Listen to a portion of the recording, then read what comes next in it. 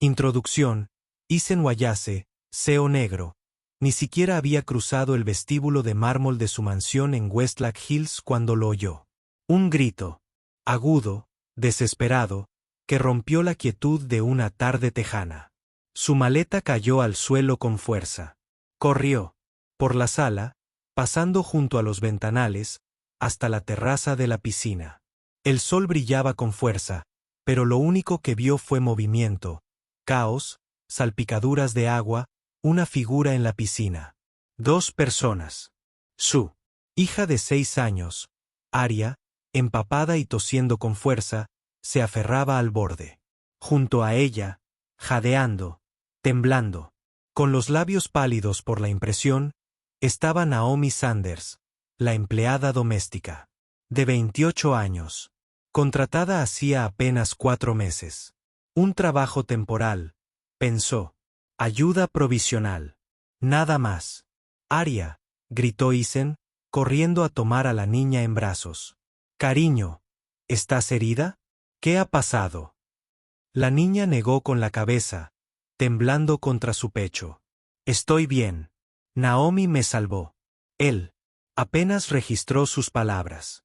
Sus ojos se clavaron en Naomi, que estaba de pie con el agua hasta la cintura en la piscina, empapada, apenas pudiendo respirar.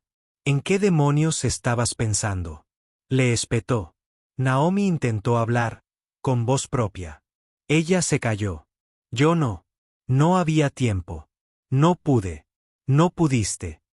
¿Qué? Ladró Isen. La dejaste. Acercarse a la parte honda. Esa es tu responsabilidad. Las manos de Naomi temblaban. No sé nadar. Pero salté igual. Tenía que hacerlo. Isen la miró fijamente, con la mandíbula apretada. No sabes nadar. Y saltaste igual. ¿Estás loca? Las palabras la golpearon más fuerte que él. Calor del cemento. Naomi no se inmutó, pero su silencio lo decía todo. Aria tiró de la manga de su padre. Papá, no le grites. Me salvó. Isen la ignoró. Entra, Aria.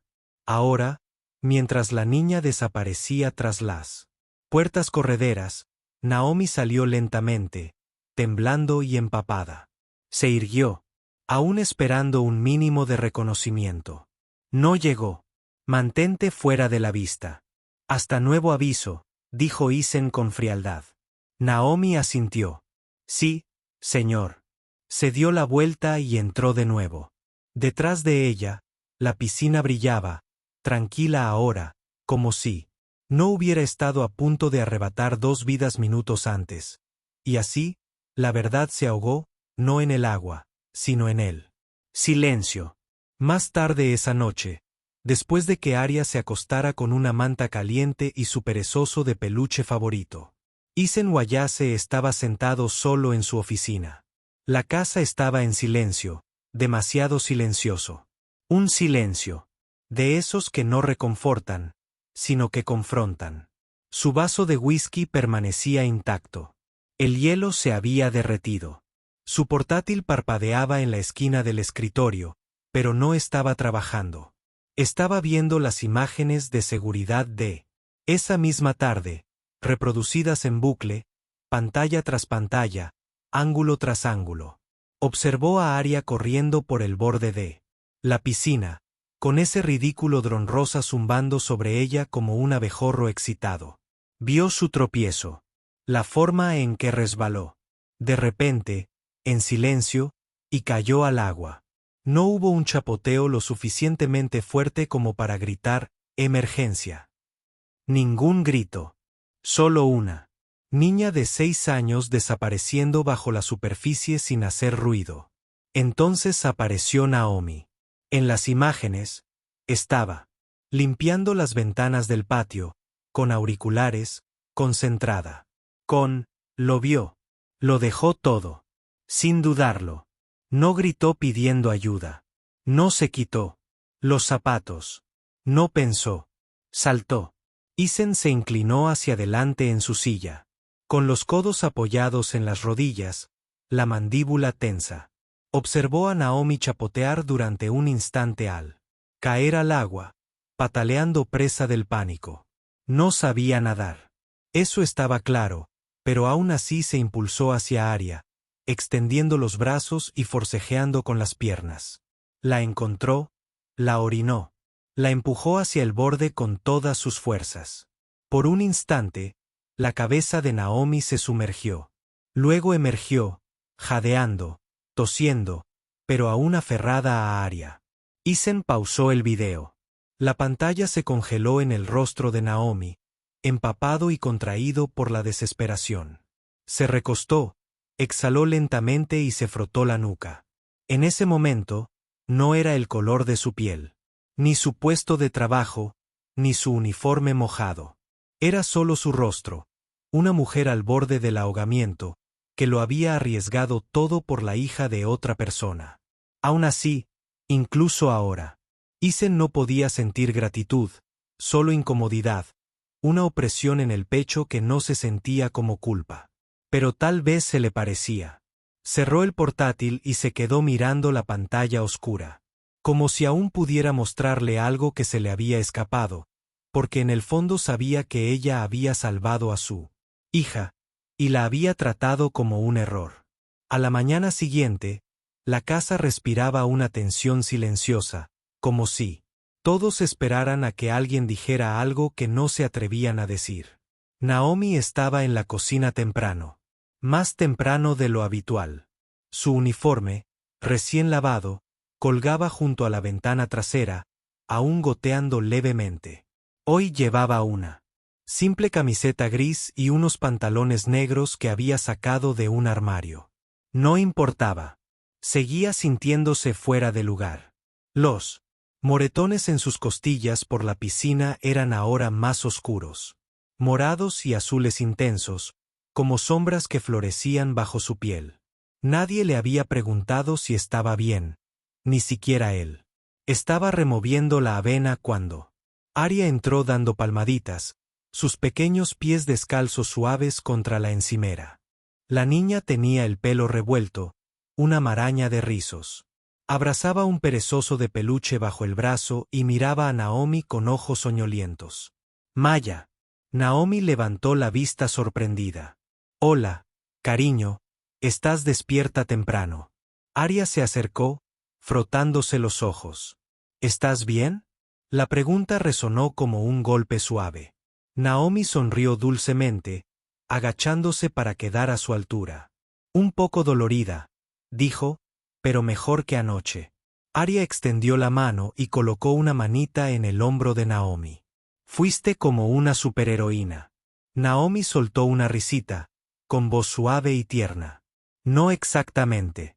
Solo alguien que no quería ver a una buena persona sufrir. Arya se inclinó y susurró. Papá estaba muy enojado ayer, pero creo que tenía miedo. La sonrisa de Naomi se desvaneció un poco. A veces el miedo se disfraza de ira. Arya asintió como si entendiera más de lo que debía. La confrontación comienza. Historia negra. Pero no tuviste miedo. Sí que lo tuve, dijo Naomi en voz baja. Mucho, pero aún así di un brinco. Hubo una pausa, silenciosa y profunda. Entonces Arya preguntó, ¿puedes comer conmigo hoy? Antes de que Naomi pudiera responder, Isen apareció en la puerta, vestido con un traje azul marino a medida y bien afeitado. Su presencia llenó la habitación como una ráfaga de viento repentina.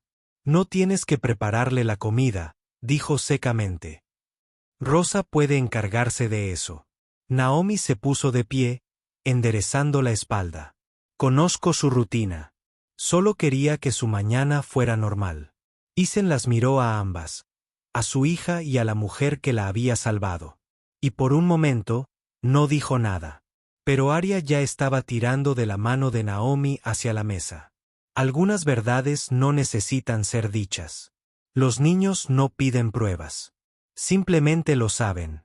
Empezó con un susurro. Luego se extendió como la pólvora. Al mediodía, 3 empleados distintos ya le habían hecho la misma pregunta a Rosa, la jefa de cocina. ¿Había pasado algo entre el señor Wayase y la empleada doméstica? Nunca mencionaron el nombre de Naomi. solo el de la empleada. Como si salvar a una niña no fuera suficiente para ganarse un nombre. Un empleado afirmó que Naomi había estado en la oficina de Isen hasta altas horas de la noche. Otra juró haberlos visto discutiendo junto al jardín de rosas la semana pasada. Nadie mencionó la verdad. Nadie mencionó la piscina. El chisme se extendió rápidamente. Rachel, una antigua ayudante de limpieza que había sido despedida meses atrás por robar cosméticos del baño de la zona, ahora publicaba mensajes crípticos en Facebook. No me sorprende.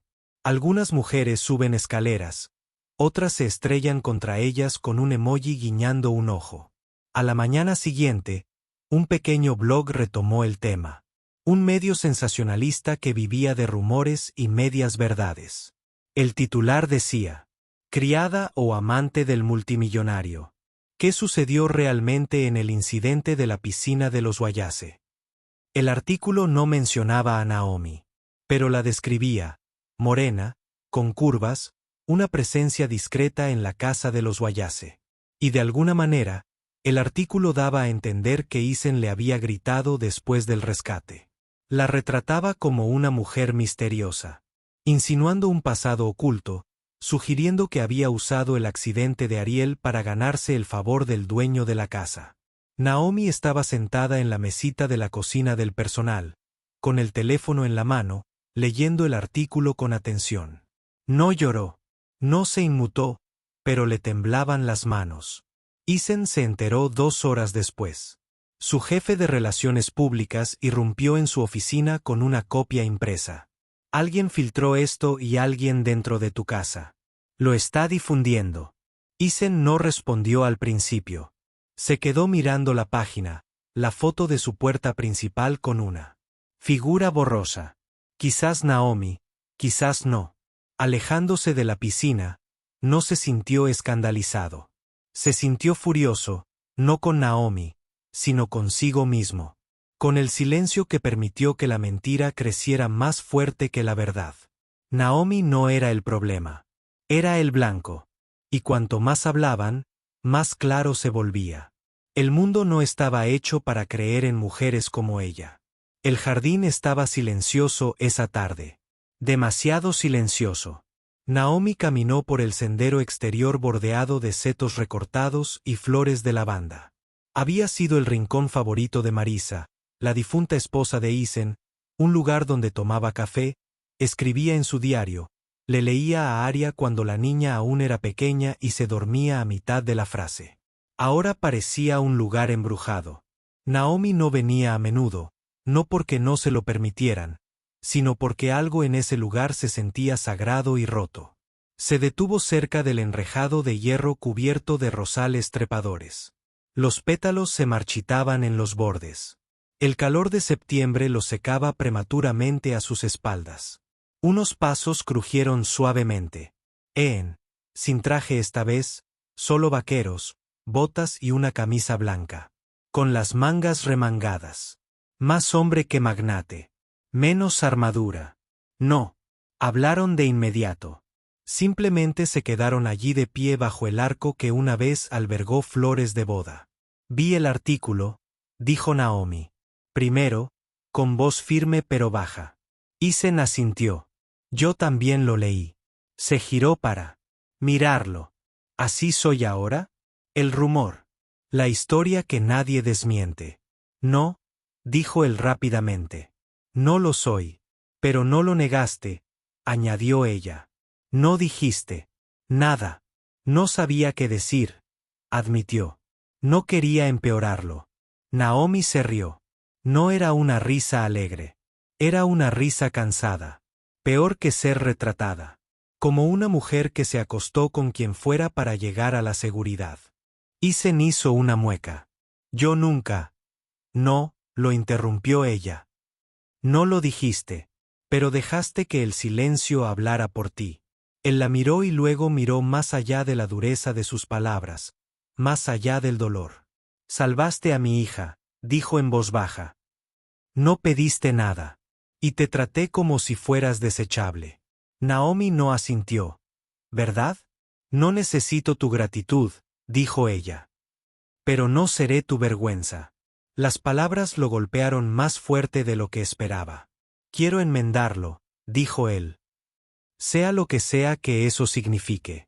Ella bajó la mirada hacia la tierra entre ellos. Entonces empieza por darme un nombre, dijo. No el de la empleada, no el de la criada. Me llamo Naomi y me he ganado el derecho a ser vista. Isen tragó saliva. De acuerdo, dijo en voz baja. Naomi.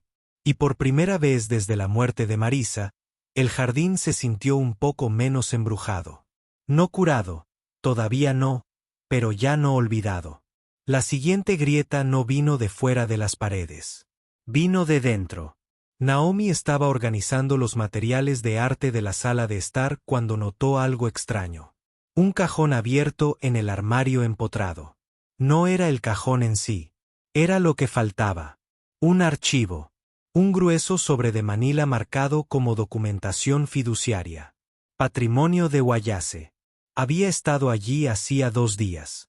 Lo sabía porque ella misma había limpiado ese estante. Ahora no estaba. Sintió un nudo en la garganta. No entró en pánico. No habló. En cambio, caminó con calma hacia la oficina donde Isen estaba revisando las actualizaciones de seguridad con su nuevo gerente de tecnología. Falta un archivo, dijo en voz baja. Del armario principal en la sala de estar. Documentación fiduciaria. Isen se enderezó. Ese archivo nunca debió haber estado fuera de esta oficina. Naomi asintió. Entonces alguien lo movió. En 1 hora, revisaron todos los registros internos. El equipo de seguridad verificó que no había habido ninguna intrusión externa ni entradas forzadas, lo que significaba una sola cosa. Alguien de dentro lo había robado. Isen llamó a su abogada principal, Sara, y solicitó una auditoría discreta solo de él. Acceso interno reciente a los registros financieros. Fue entonces cuando surgió el nombre de Mason. Mason Roth, de unos 30 años, parte del equipo legal y de cumplimiento de la finca. Un expediente impecable, una sonrisa encantadora, el carisma justo, para no levantar sospechas. Pero los registros no mentían. Mason había accedido al servidor interno con las credenciales de Sara. 2 veces. Una vez la noche después del incidente de la piscina, y otra, solo 24 horas antes de que se filtrara el artículo. Isen permaneció en silencio junto a la ventana, con los puños apretados. Naomi estaba sentada cerca, con los brazos cruzados y la mirada penetrante.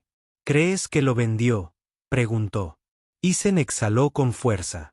O eso, o alguien le pagó para que investigara. Esa misma noche llevaron a Mason a la comisaría. Él lo negó todo, por supuesto, con confianza, relajado, casi con aire de suficiencia. Pero al ver los registros, su sonrisa se desvaneció. Solo pensé que el archivo estaba siendo mal manejado. Tartamudeó. Iba a denunciarlo. No, dijo Isen con voz dura. Ibas a venderlo. O filtrarlo y ahora estás despedido. La mandíbula de Mason se tensó, pero no. Luchó contra ello. Simplemente se levantó y salió. Naomi lo vio marcharse. No sé. Roba a un niño, dijo en voz baja. Pero sabía que esto no había terminado. Un hombre. Como Mason no se mueve sin que lo empujen. Y quien lo empujó seguía dentro. Después de que Mason se marchara, el silencio dentro de la finca era sofocante. Ni gritos, ni confrontación, solo un vacío. Naomi no se fiaba. Tampoco Isen. Ambos sabían que Mason no había estado trabajando solo. No por cómo se fue, sino por lo que no dijo. La culpa es ruidosa, pero el miedo susurra. Isen llamó a una empresa privada de ciberseguridad a la mañana siguiente. No la que la finca solía usar. Algo más discreto. Extraoficial, de confianza solo para quienes se dedicaban a los cortafuegos y al silencio. Él y Naomi se reunieron con la investigadora principal, una mujer llamada Jules, estaba en la bodega, de entre todos los lugares posibles. Era la única parte de la casa sin rastro digital, sin cámaras, sin audio. Naomi se apoyó en un barril de madera mientras Jules desplegaba un plano digital de los sistemas internos de la finca. Encontramos rastros de tokens de acceso clonados, explicó Jules. Alguien ha estado duplicando permisos silenciosa y estratégicamente durante semanas. Isen frunció el ceño. ¿Podría ser Mason? Tal vez, dijo Jules. Pero esto es más importante que un solo empleado. Las firmas de los tokens coinciden con dispositivos fuera de la propiedad, portátiles desechables, direcciones IP falsificadas, alguien con experiencia. Naomi se abrazó a sí misma. ¿Qué estaban buscando? Jules la miró. Patrones. Datos personales, especialmente vinculados al fideicomiso Wayase. Y su nombre, señorita Sanders, apareció más de una vez. Naomi sintió un escalofrío recorrerle la espalda. Me están apuntando a mí, no solo a ti, dijo Jules. Pero tú eres la clave, el centro emocional de esta historia, lo que te hace peligroso. Isen permaneció en silencio, con la mandíbula tensa. Hemos tendido una trampa. Jules asintió. Hemos preparado un archivo señuelo. Uno que parezca lo suficientemente real como para tentar a alguien. Naomi arqueó una ceja. ¿Qué contiene? Modificaciones falsas al fideicomiso de Ari. Una transferencia a una cuenta fantasma. Un poco sospechoso, pero lo suficientemente creíble. Si alguien pica, lo sabremos. Plantaron el archivo. Esa noche, nadie habló del tema. Ni una palabra al personal. Ni a Rosa. Ni siquiera a Aria. Esperaron. Revisaron las marcas de tiempo, rastrearon los registros de acceso, dejaron que la casa siguiera su curso como si nada hubiera cambiado. Pero todo había cambiado, porque ahora sabían que esto no era solo traición. Era sabotaje.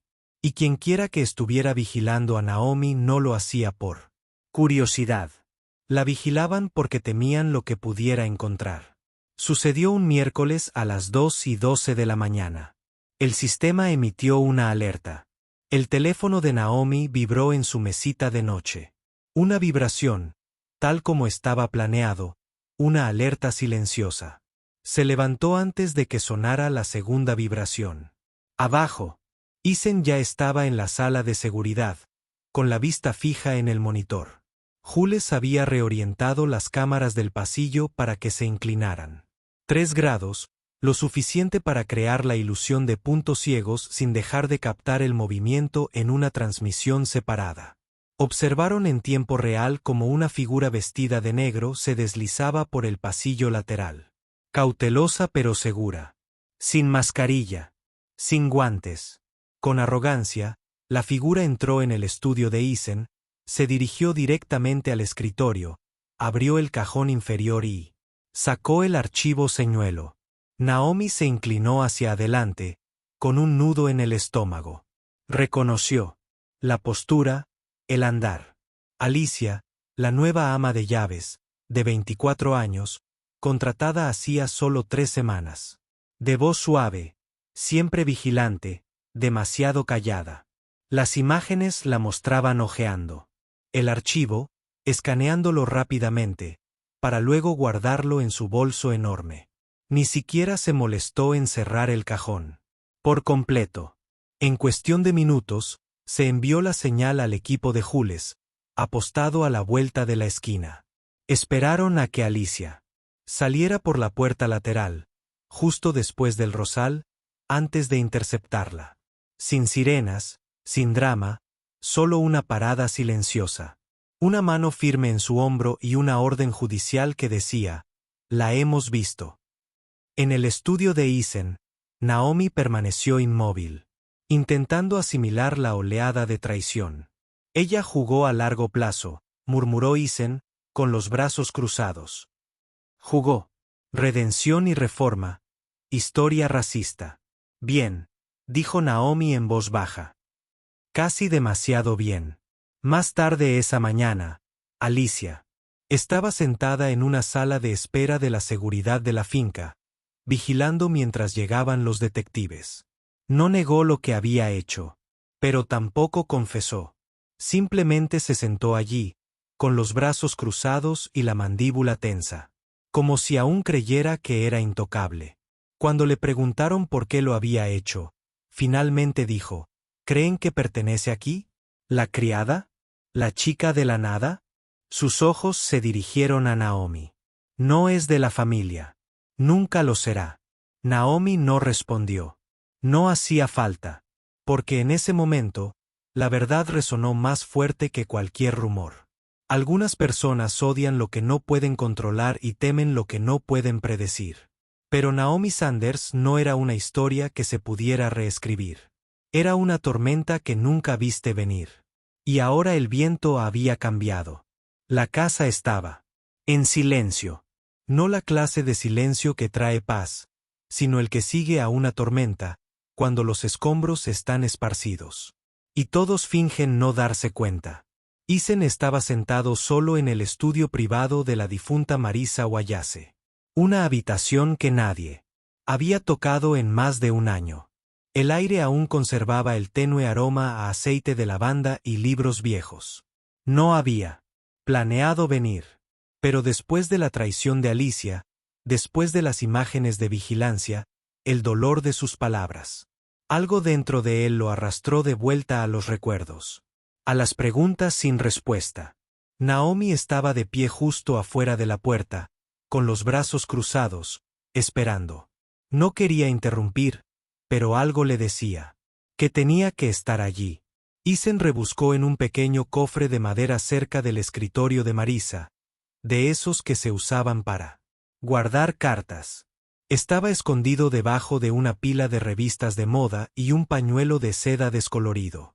Dentro encontró diarios, pequeños, encuadernados en cuero, con su letra aún elegante y cursiva. Las hojeó, con cuidado, como si el papel fuera a derretirse entre sus manos. Luego se detuvo. Una página fechada 9 meses antes de la muerte de Marisa. Enrojece. He visto a los nuevos empleados. He oído rumores sobre el equipo de Eason, que está creciendo. Hay un nombre que no deja de aparecer. Ben Crawford. Es encantador, pero demasiado persuasivo, demasiado curioso. Lo he pillado haciendo preguntas que no le corresponden sobre el fideicomiso. Sobre Aria. He advertido a Eason, pero está distraído. Si algo me ocurre, quiero que alguien encuentre esto. Naomi entró. En silencio. ¿Qué pasa? Eason le entregó el diario. Ella leyó en silencio. Su respiración se entrecortó al final. Lo sabía, susurró Naomi. Sabía que algo iba a pasar. Siempre veía las cosas antes que yo, murmuró Eason. Y yo la ignoraba. Naomi pasó los dedos por el borde de la página. ¿Quién es Ben Crawford?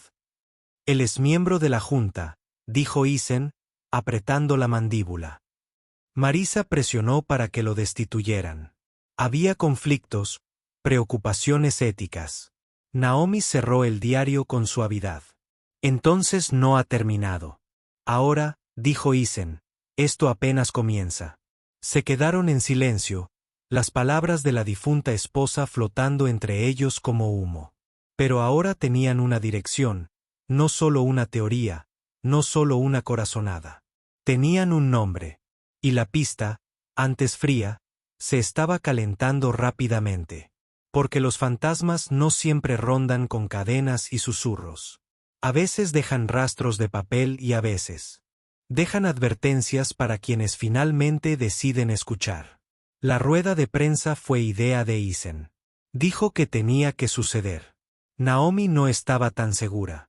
Pero cuando los rumores seguían circulando, blogs en línea, artículos con medias verdades, fotos borrosas de ella caminando cerca de Aria, el silencio se volvió más peligroso que el ruido. Así que aceptó. El jardín de rosas de la finca se transformó en una improvisada zona de prensa. Sillas plegables, un atril sencillo y filas de micrófonos alineados como armas. El aire estaba cargado con el calor de finales de verano, ese que hace que todo se sienta más lento, más pesado, más real. Isen se acercó primero al atril, pulcro, tranquilo, pero su voz no era refinada. Era personal. Ha habido mucha especulación, comenzó, mucho ruido, y en ese ruido, la verdad se ha ahogado. Hizo una pausa. Naomi Sanders salvó la vida de mi hija. No por dinero, no por llamar la atención, sino porque vio a una niña en peligro y decidió actuar. Naomi observaba desde un lado, con el corazón latiéndole con fuerza. Isen continuó, no pidió nada, y no le dimos lo que merecía. Respeto, claridad, protección. Eso se acaba hoy. Un murmullo recorrió la multitud. Luego retrocedió. Naomi. Acercó. Sin tacones, sin maquillaje, solo una blusa azul marino, pantalones y su nombre. Prendido en una pequeña tarjeta. Respiró hondo. No vine aquí para hacer noticia, dijo. Vine aquí por un trabajo. Escaneó el mar de rostros. No esperaba ser noticia. No. Esperaba que me cuestionaran por hacer lo que cualquier persona decente habría hecho. Reflexionó sobre ello. Cuando saqué a Aria. Un año después. Historias conmovedoras. De esa agua, no pensaba en mi título, ni en mi color de piel, ni en lo que pudiera decir Internet. Pensaba, sáquenla de aquí. Respiren. Hubo una larga pausa. Las cámaras dispararon, pero nadie habló. No soy una heroína, terminó Naomi. Solo soy alguien que estuvo ahí cuando importaba. Isen volvió a su lado. No sé. Tomaron de la mano. No hacía falta. Su presencia juntos era suficiente. Más tarde esa noche, las redes sociales se encendieron, no con escándalos, sino con muestras de apoyo. Almohadilla gracias. Naomi. Almohadilla no te help, almohadilla lo correcto. Naomi se sentó sola en el porche trasero, leyendo los comentarios, cada uno un pedacito en el tejido de algo nuevo. No se sentía reivindicada. Se sentía vista, y por primera vez en mucho tiempo, eso era suficiente. 2 días después de la rueda de prensa, la finca estaba más silenciosa, no más tranquila, simplemente expectante. Naomi podía sentirlo. En la forma en que las paredes parecían escuchar ahora. En la forma en que el personal caminaba un poco más despacio, como si tuvieran cuidado de no perturbar. Algo sagrado. Pero Isen no estaba esperando. Estaba trabajando. El nombre de Ben Crawford ya no era un fantasma en el diario de Marisa. Ahora ocupaba un lugar central en una lista de anomalías financieras que se remontaban a más de un año. Una noche, Naomi entró en el estudio y encontró a Isen hablando por teléfono con su equipo legal. Encuéntrenlo todo, dijo al auricular. No me importa cuánto tengan que investigar. Cuando colgó, Naomi preguntó, ¿crees que él está detrás de Mason? Alicia. No lo creo, dijo Isen. Lo sé. Rastrearon transferencias bancarias, pequeñas, estratégicas, canalizadas a través de una empresa fantasma registrada en Nevada. Cada una a nombre de Mason. Cada una firmada por una empresa donde Ben Crawford era socio silencioso. No era algo chapucero. Era audaz, calculado. Naomi examinó los archivos, las cronologías, los mapas. ¿Por qué ir tras el fideicomiso de Aria? A Isen se le tensó la mandíbula porque ese fideicomiso representaba todo lo que había perdido. Ben había sido expulsado de Guayase Industries por la propia Marisa. Un escándalo silencioso, una violación de la ética, un presunto uso de información privilegiada. Nunca fue condenado, pero quedó deshonrado. Y algunos hombres no olvidan la humillación, especialmente cuando proviene de una mujer, especialmente cuando su hijo hereda lo que ellos creen merecer. Isen contrató a un investigador privado con contactos federales. En 48 horas, tenían lo que necesitaban: registros financieros, intercambios de correos electrónicos, la transcripción de una llamada telefónica entre Ben y un tercero anónimo que mencionaba a Naomi. Intentaron usarla como distracción para que nadie investigara más a fondo. Casi lo consiguieron, pero ahora los archivos fueron entregados a un fiscal de distrito. Y en menos de una semana, Ben Crawford fue arrestado en su club de campo en Scottsdale, todavía con los zapatos de golf puestos. La noticia se difundió en cuestión de horas. Sabotaje de la familia Wayase, es miembro de la junta directiva arrestado por fraude fiduciario. Naomi lo vio desarrollarse desde el sofá de la sala, con una manta sobre las piernas. Arya dormía a su lado. Isen entró con 2 tazas de té. «¿Se acabó?», dijo. Naomi negó con la cabeza. «No, simplemente ya no está oculto. Y a veces esa es la mayor victoria de todas». Empezó con crayones. Arya estaba sentada a la mesa de la cocina, con las piernas colgando del taburete alto, la lengua fuera por la concentración mientras coloreaba dentro de las líneas. Naomi se inclinó, observando cómo se formaba la imagen. 3 figuras apestosas, una pequeña con pelo rizado y un peluche de perezoso dibujado en sus brazos. Una alta con gafas y una taza en la mano, y en el medio, sonriendo, con los brazos extendidos, vestida con un vestido azul. Igualito al favorito de Naomi. «Somos nosotras», dijo Arya con orgullo. Naomi parpadeó, sintiendo un calor en el pecho. «¿Quién es la del medio?» «Tú», respondió Arya sin dudar. «Tú eres quien nos mantiene unidas». Naomi sonrió y miró hacia el pasillo, justo a tiempo para ver a Isen observándolas. No en silencio, no escondido, simplemente observándolas. Más tarde esa noche, después de lavar los platos y cuando Arya se había quedado dormida con su cuaderno de bocetos junto a la almohada, Isen sirvió 2 copas de vino y le dio una a Naomi en el porche trasero. «He estado pensando», dijo, acomodándose en la silla junto a ella. «Eso suena peligroso», bromeó Naomi en voz baja. Él rió entre dientes. «He pasado mucho tiempo definiendo la familia como sangre, contratos, apellidos en un papel, pero eso no es lo que nos salvó». Ella lo miró con incertidumbre. «Sí que lo hiciste», dijo él. «Te mantuviste firme. Cuando otros intentaron huir. Protegiste lo que importaba. Y ni una sola vez pediste pertenecer». «No creía tener derecho», susurró Naomi. «Sí que lo tenías», dijo Isen. «Siempre lo tuviste. Estábamos demasiado absortos en el legado como para verlo». Siguió un largo silencio. No incómodo, sino profundo. «Me han ofrecido un nuevo puesto», dijo Naomi finalmente. «Directora de programas juveniles comunitarios. Quieren que ayude a diseñar iniciativas para escuelas con pocos recursos». «Es increíble», dijo Isen, con los ojos iluminados. «Deberías aceptarlo». «Quiero hacerlo», dijo ella. «Pero también quiero estar cerca de ti, de Arya». Él asintió lentamente. «Entonces busquemos la manera de hacer ambas cosas». Dentro de la casa, enmarcado. En la pared justo al final del pasillo, el dibujo de Ariel estaba colgado, recién enmarcado. No necesitaba firmas. No necesitaba títulos. Decía todo lo que tenía que decir. Porque a veces la familia no se define por el nombre ni por el linaje.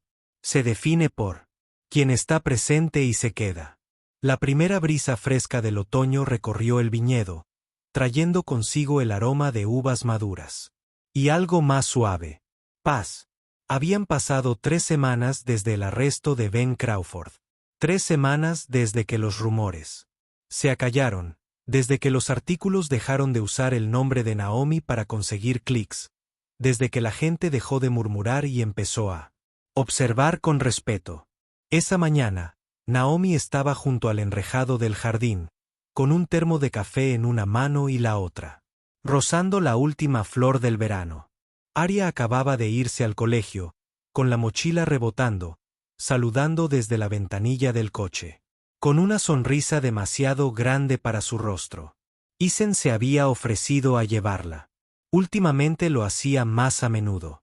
Cuando Naomi se giró para entrar, oyó el crujido del columpio del porche a sus espaldas.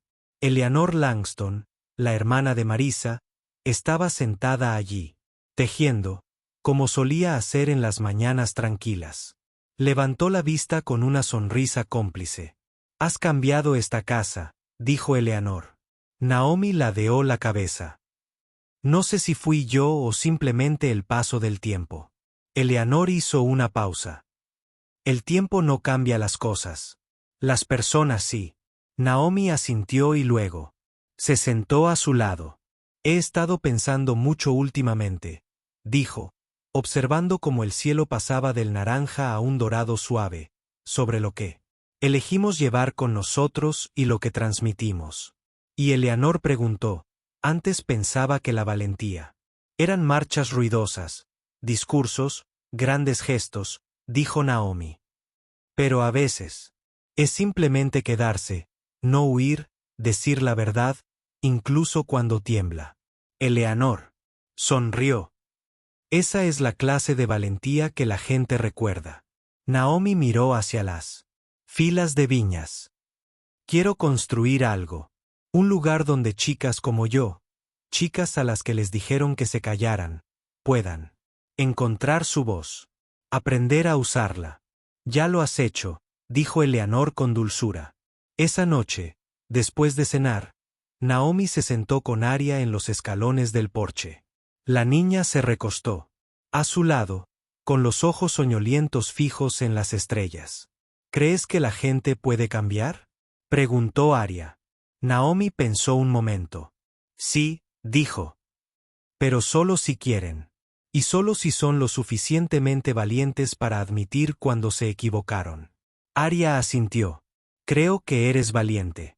Naomi sonrió y le dio un beso en la frente. «Creo que tú eres más valiente». Dentro de la casa, las luces del pasillo brillaban suaves y constantes. Afuera, el viento susurraba entre los árboles como un aplauso silencioso.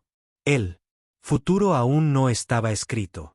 Pero esta vez, Naomi tendría la pluma en sus manos.